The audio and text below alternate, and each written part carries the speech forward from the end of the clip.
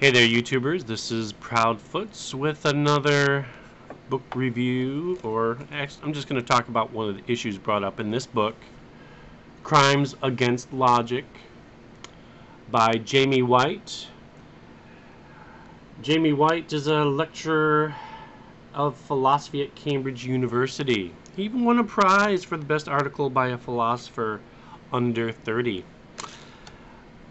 I sure hope he didn't win a prize for any of the stuff in here because I got the book because I thought it would be instructive. I thought I might be able to pick up a few things and explore a few issues regarding logic.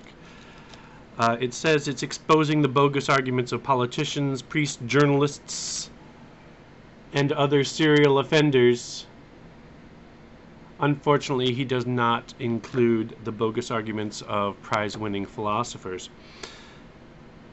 He starts off his book, and this is the only issue I'm going to talk about right here, with the idea of the right to your own opinion. In his opinion, we don't really have the right to our own opinion. He gives as an example an argument between Jack and Jill.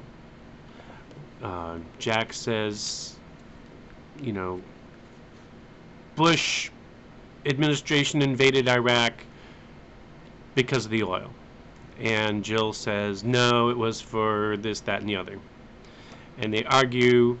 Neither one convinces the other. And Jack says, well, I have the right to my own opinion. And apparently Jamie Whyte's opinion is that no.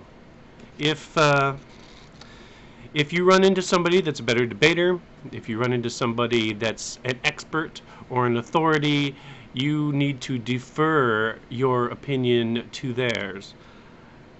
And I just want to pick up on this idea that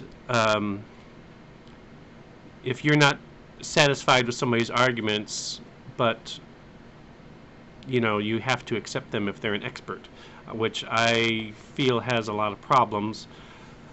The major problem, which is that experts are often wrong. The history of science shows that even the best that the experts can come up with sometimes turns out later to not be quite 100% correct.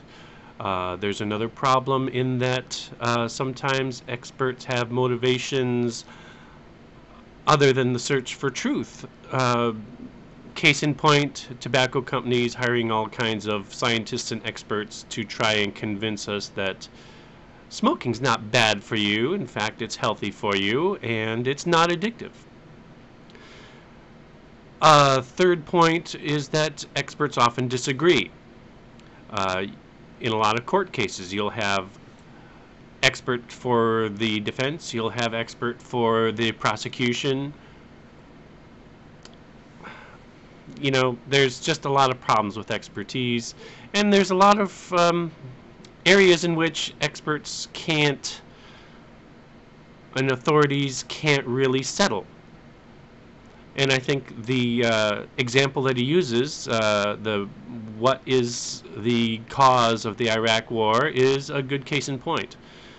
The fact that the Bush administration's stated reasons for the invasion of Iraq kept changing. That Iraq had something to do with 9/11 turned out to be false. That Iraq had all kinds of weapons of mass destruction was false. They're constantly evolving and changing justifications for the war was good evidence that there was a hidden agenda.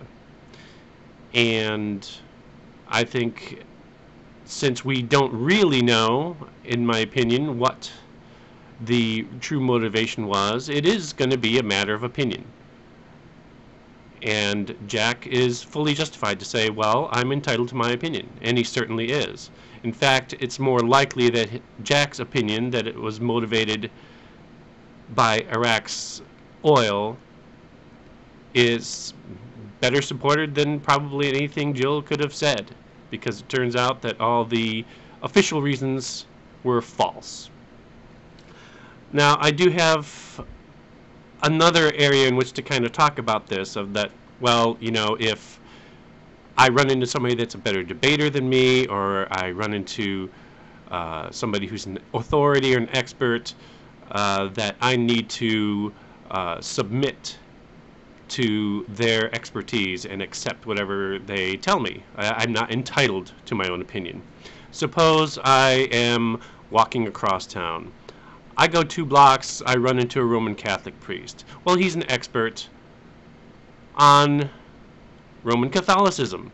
Well, he knows what he's talking about, and I certainly don't know as much as he does, so therefore I should believe whatever he tells me about God, about the Bible, about the Pope, whatever, if I believe Jamie Whyte's thesis that I don't have a right to my own opinion, and you don't have a right to your opinion. So if you walk across town and you run into a Protestant theologian, well, presumably you're not a theologian, but this guy's the expert, he's the authority, he maybe is somebody that's well practiced in debate.